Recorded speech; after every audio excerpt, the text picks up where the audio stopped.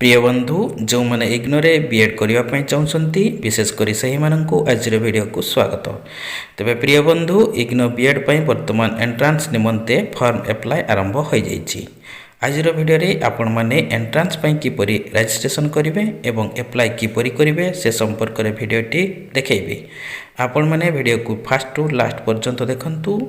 तेबे वीडियो को आरंभ करने पूर्व मोर अनुरोध जो मैंने मो चैनल को नुआ कर देखुंती चैनल को सब्सक्राइब करी ऑल नोटिफिकेशन को ऑन कर दिंतु जहाँफल मो चैनल रहीपरी नुआ नुआ वीडियो अपलोड हेले आपण माने प्रथमे जानीपारे।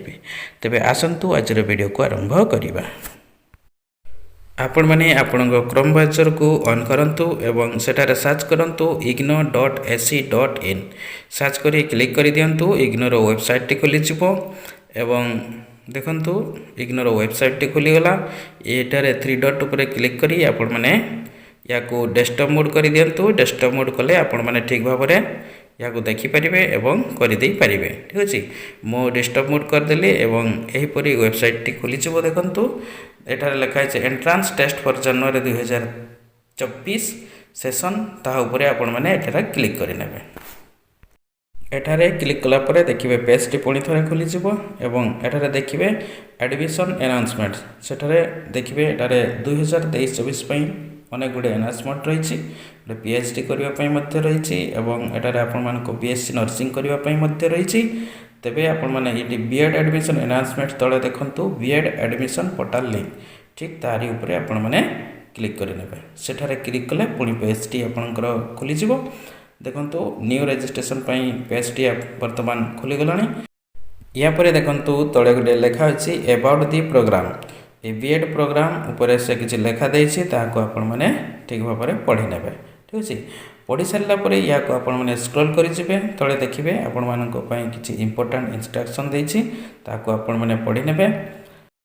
देखंतु एक नंबर इंस्ट्रक्शन टी रहिछि name and other details enter by the applicant need to be the same as in class X board marksheet.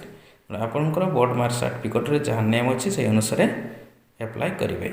एवं सेकेंड पॉइंट रही applicant can log into the admission portal through their registration email address only. गोटे email address माध्यम ही से registration portal रे पसी परिबे। ठीक अछि 3 नंबर अछि applicant must be use his own active email address एवं जो ईमेल एड्रेस टी आपनकर एक्टिव थिबो से ईमेल एड्रेस माध्यम रे आपण माने रजिस्ट्रेशन करिवे। नंबर पॉइंट रही the email address provide by the applicant must be functional and the applicant must have access to it through the admission process। Entrance परवर्ती समय आपनकर एडमिशन प्रोसेस सब सही ईमेल माध्यम रे आपनको जणैबे। 5 नंबर टी रही applicant are encourage to use latest version of Google Chrome web browser. अर्थात आपण माने गूगल क्रोम को ही व्यवहार करी एप्लिकेशन फॉर्म टी फिलअप करिया पई से कहउचंती। ता परवर्ती देखंतु रजिस्ट्रेशन फॉर्म टी आसीगला। आपण माने एटारे देखंतु फास्ट अछि एप्लिकेंट फुल नेम। एटारे आपनकर नेम को से गुटे एग्जांपल स्वरूप देछि आर कुमार। तेनु आपण माने आपनकर नाम को एटारे फिलअप करि नेबे। ता परवर्ती देखंतु एप्लिकेंट्स डेट ऑफ बर्थ तापरे आपनकर डेट ऑफ बर्थ को एटारे देई देबे। तापरे आछि आपनकर एप्लिकेंट्स ईमेल एटारे आपनकर ईमेल टी देई देबे। ताको आउथरे री एंट्री करिवे। तापरे आपण गोटे पासवर्ड क्रिएट करिवो minimum 6 character small capital letter एवं संख्या को नहीं गोटे पासवर्ड बनेबे। ताको पुणी थरे री एंट्री करिवे। री एंट्री कर सारबा परे आपनकर मोबाइल नंबर टी एंट्री करिवे। मोबाइल नंबर को मध्य आपनकर दी थर मागिछि ताको दी थर एंट्री कर सारबा परे गोटे कैप्चा कोड आसीबो। कैप्चा कोड को फिलअप करी रजिस्टर ऊपर क्लिक करिवे। ठीक अछि एठारे मु गोटे फॉर्म टी को फिलअप करि नउछि एवं ए रजिस्टर ऊपर क्लिक करिके देखौछि।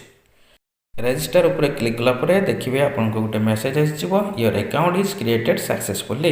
अर्थात आपनकर अकाउंट वर्तमान क्रिएट हो गलानी। Please enter the verification code send to your registration details.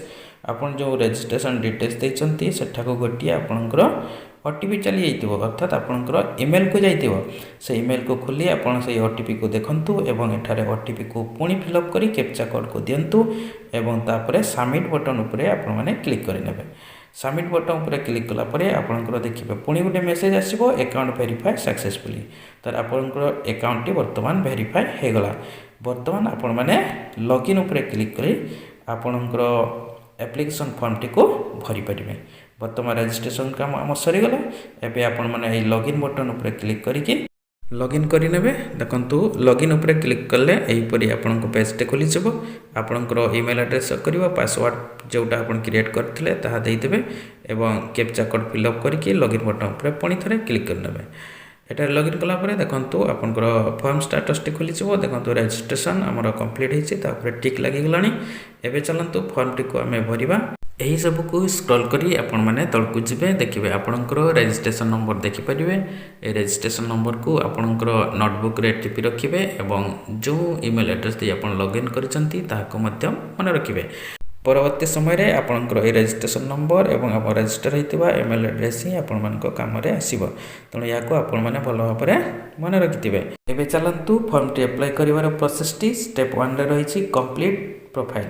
प्रथम आपणकर प्रोफाइल को कंप्लीट करेंगे स्टेप 2 रे तापर आपणकर प्रोग्राम टी को देबे तापर स्टेप 3 रे आपण रजिस्ट्रेशन फी को ऑनलाइन माध्यम रे पेमेंट करेंगे। ऑनलाइन माध्यम रे पेमेंट कर सारिबा परे ही आपणकर फॉर्म टी सबमिट हो पारिबो। ठीक अछि आशा करी आज वीडियो आपण मानको बहुत किसी हेल्प करिवो और जहाँ भी हेल्प चाहते आपण माने चैनल को सब्सक्राइब करी कमेंट बॉक्स रे कमेंट कर दियंतु मु चेष्टा करी खूब शीघ्र आपण मानकु से संपर्क रे वीडियो बने हेल्प करिया पई। तबे आज विदाय दियंतु नमस्कार धन्यवाद।